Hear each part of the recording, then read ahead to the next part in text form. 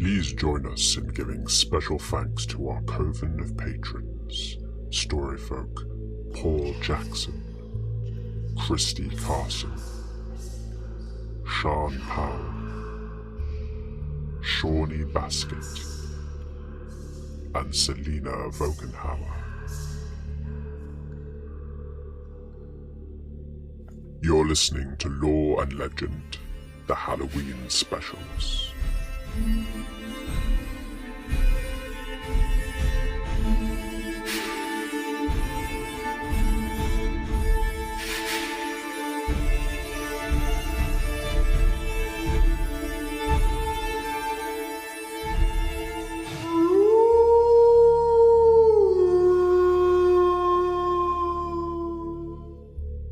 Hello and welcome. You are listening to Lore and Legend with your host Rick Scott, bringing you legendary tales inspired by the rich traditions of world folklore and mythology. If you enjoy this Halloween episode, then please consider joining Christy, Paul, Sean and Selena as patrons. They help us to pay for the music, the audio effects, the art and the technology that we use to enhance our telling of these wonderful stories. If you go to our website at www.loreandlegend.co.uk and click on Support Us, then you can find out how to do that. You are listening to part 1 of the 2021 Halloween special. From the collected tales of the Brothers Grimm, this episode is called 3 Surgeons.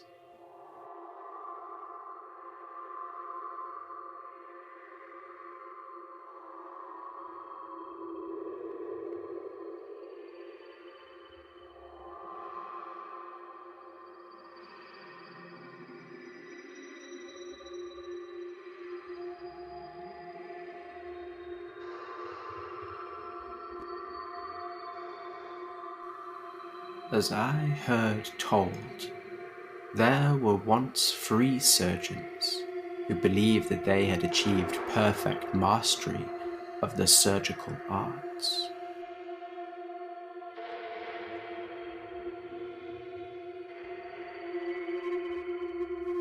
They travelled the world in the service of the army, for what other occupation or course of life could present them with greater challenges to their knowledge of the human body and the skill of their hands than the most grim and desperate mutilations of the battlefield?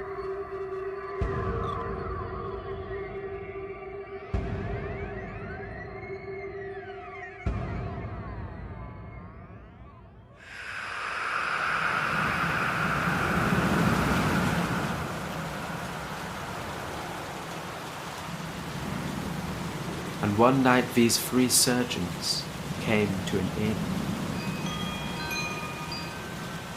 And as they sat around their table, and the innkeeper filled their cups with beer, and the wind howled against the shutters, and the lamplight flickered and illuminated their faces, they explained to him that they had roamed the whole world to practice their art and to learn it perfectly. "And have you?" asked the innkeep, who seemed humbled by the solemn manner of his guests, and they swore that yes, they were telling the truth of it. "Well, if you have learned your art perfectly well, I tell you, what I wouldn't give to fix this here hand of mine," said the innkeeper, "which sometimes sets a-shaking so much that I cannot hold a glass without dropping it and breaking it." But the first surgeon laughed and dropped his cup. And he held up his own hand, which he flexed so that every tendon bulged beneath the skin. "I tell you no lie, but I could cut off this hand tonight and sew it on again in the morning, whole and hale as it was before." "Aye, then, but will you do it?" asked the innkeep. And the surgeon said that he would. "Well, strike me down if it be so," said the innkeeper. "If I had your power, what I wouldn't give to fix this gammy eye of mine, which sometimes has to squint something awful to see you by this here candlelight. And then the second surgeon slammed down his cup as if the very suggestion was an insult, and he pointed at his own 2 eyes with one hooked finger. "Ha!" he said, "I tell you no lie, but I could take out my very own eyeballs this evening and place them back in their sockets tomorrow." "Aye, say you so?" exclaimed the awed innkeeper. And the surgeon said, "Yes, say him so." "But will you do it?" asked the innkeeper. And the second surgeon said that he would. "Well, the crows strip my bones if it be so," said the innkeeper. "But if what you say is true, well, what I wouldn't give to fix this heart of mine, which on account of some defect from birth will, times apart, beat too quickly, leaving me faint and short of breath." But the third surgeon glowered at him, unbuttoned his shirt, and bared his wiry chest in the flickering light of the lamps. "No, sir," he cried. "I tell you no lie, that I could tear out my own heart tonight and replace it in my chest in the morning." "Well, gods be damned," cried the innkeeper. "If you can do this, then surely you have learned everything. I shall cease my foolish prattling, but will you do it?" And the third surgeon said that he would.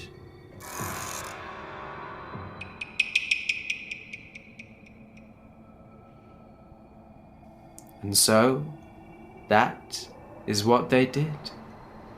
They threw down their bags upon the table, and they spread out their tools, laid down cloths. They called for bowls and plates and water, which the innkeeper barked at his lad and his maid to bring from the kitchen.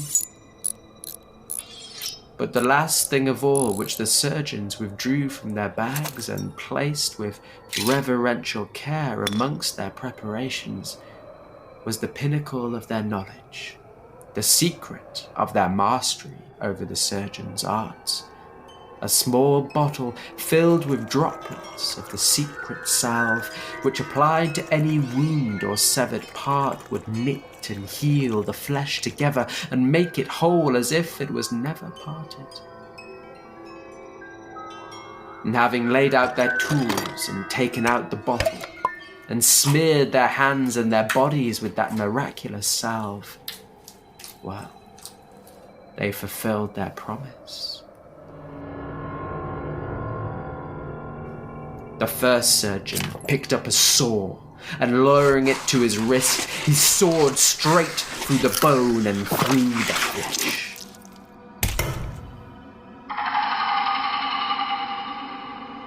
The second surgeon took up a pair of forceps, and placing them against the corner of his eyes, he squeezed until the milk-white balls popped out from between the eyelids, and he tore the red and glistening orbs from his sockets.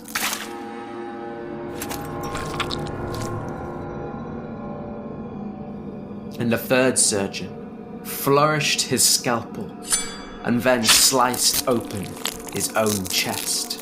With one hand reached in between his ribs to grasp his heart and tore it out.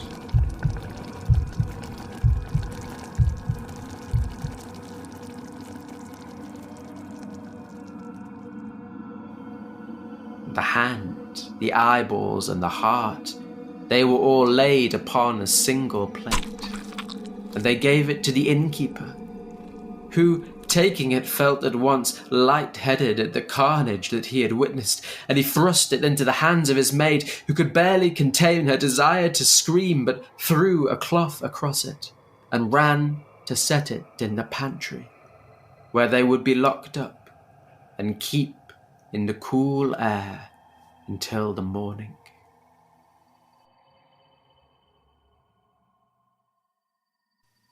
And then the 3 surgeons and the innkeeper went up to their beds, and only the maid was waking now. She tried not to think of the plate in the pantry, of the bloody organs which lay beneath the stained cloth. but instead only of him who this night had promised to visit her.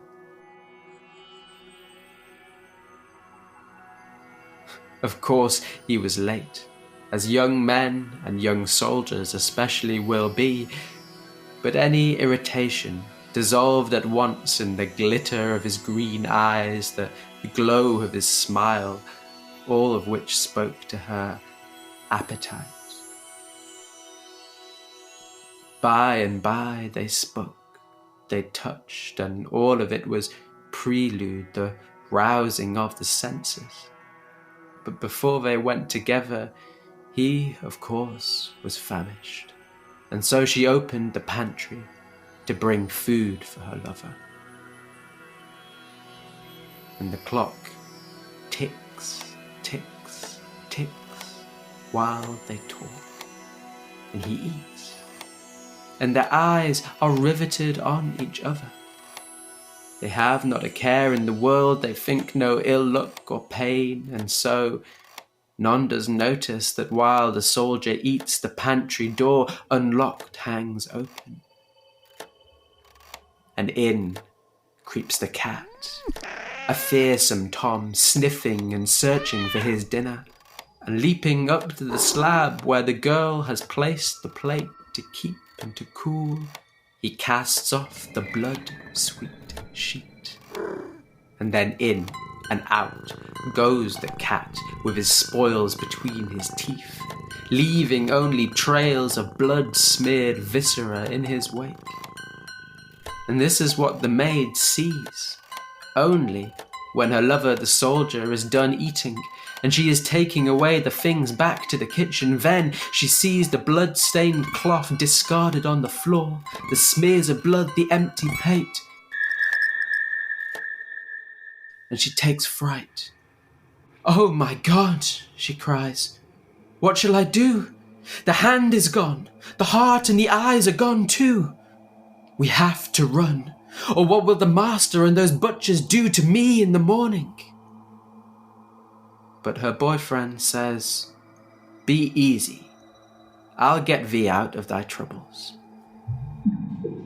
See, look, there is a thief hanging outside on the gallows. I will cut off his hand."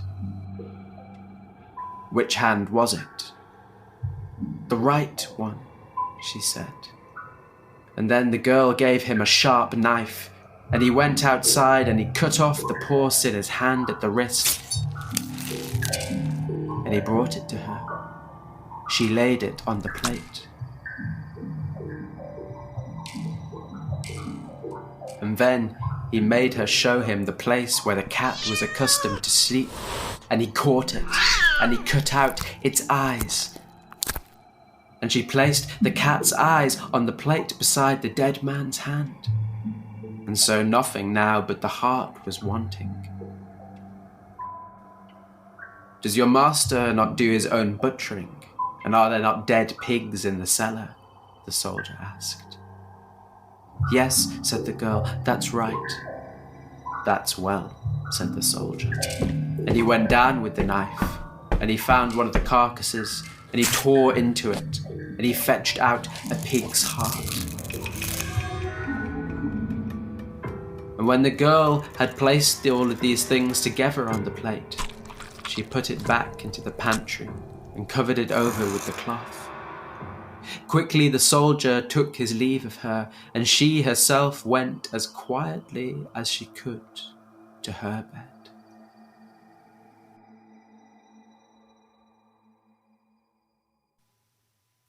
In the morning, when the 3 army surgeons got up, they called up to the girl, told her she was to bring them the plate on which the hand, the heart, and the eyes had been laid.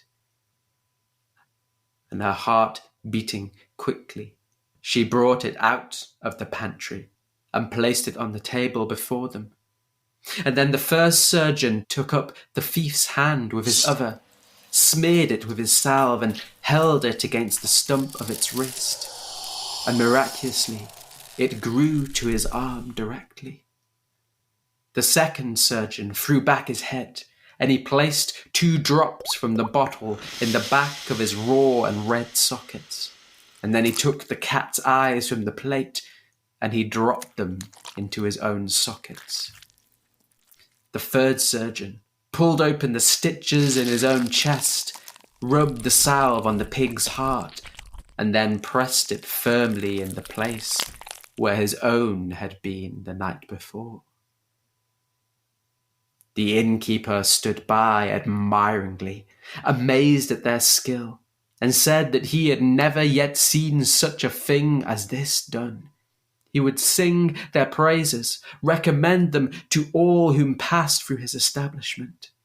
And though he promised them 3 board, the surgeons insisted on paying their bill, and they left the inn to travel on farther.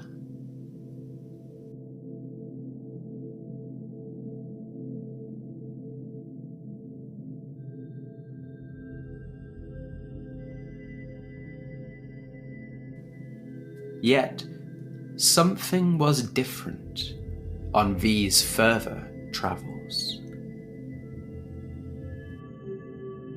The 3rd surgeon did not stay with them always on the road, but whenever he spied a ditch or a muddy corner at a crossroads, a sudden impulse seized him, and he would run to it and throw himself down, grunting and rooting all about in the soil and the muck with his nose. His companions, they were appalled, and they tried to hold him back by the tail of his coat, but each time he tore free and he dived in wherever the mud was thickest. The 2nd surgeon also behaved very strangely, for he rubbed his eyes, and he said to the other 2, "What is going on? The world looks strangely wider than it was before, and I can see nothing far ahead, but it is dim and blurred. And these flowers, which I could swear were roses, appear to me not in their proper red hue, but as strangely green and yellow."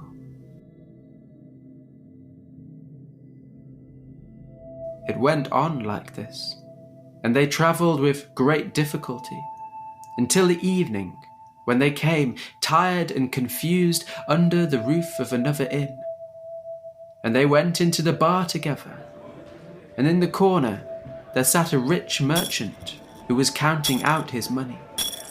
And the 1st surgeon, passing round by the merchant's table, felt his right arm twitching, a sudden jerking movement.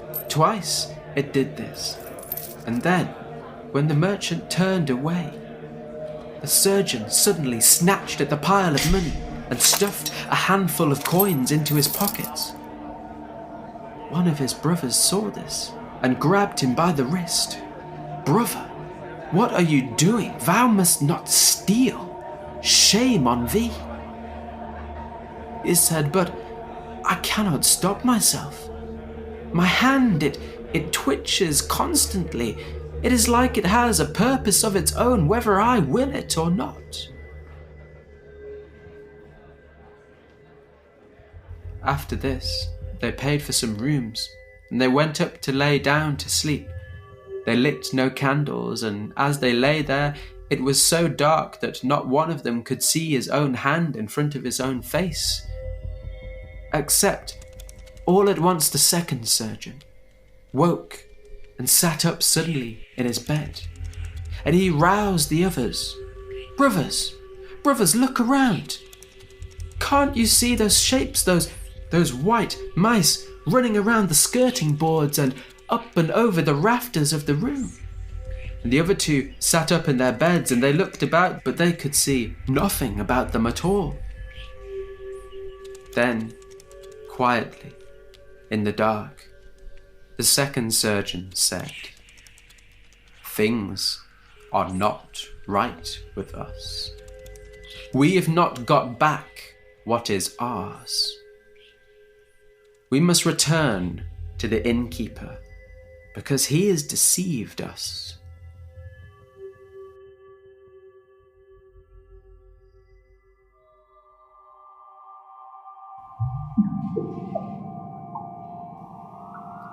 and they returned there at once the following day, and they demanded that their former host give them back what was theirs.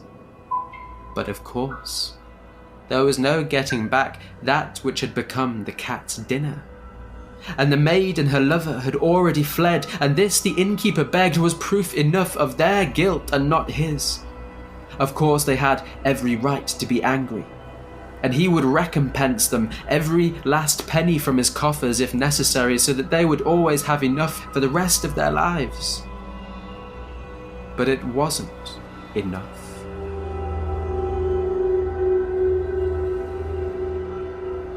And the free surgeons did replace the thief's hand and the cat's eyes and the pig's heart.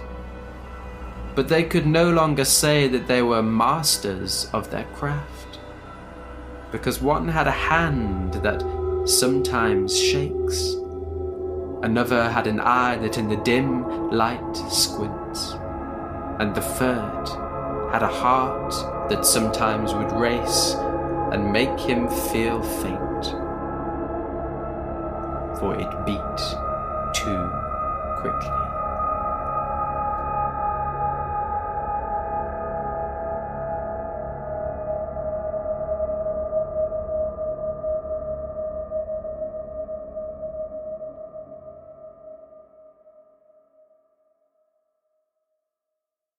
You've been listening to the Lore and Legend Halloween Special Part 1, 3 Surgeons. Your storyteller today was Rick Scott. The Lore and Legend theme music in this episode was performed by Robert Bentel. Music and sound effects were also sourced from the community at freesound.org, with particular thanks to users setuniman, toiletrolltube, and PhonosUPF for their soundscapes. You can find full audio credits on the blog post that accompanies this episode. To find out more about our episodes, you can visit us at www.loreandlegend.co.uk, and you can check out those episode blog posts. If you like what you hear and you want to hear more, then do please join our family of patrons to support the podcast.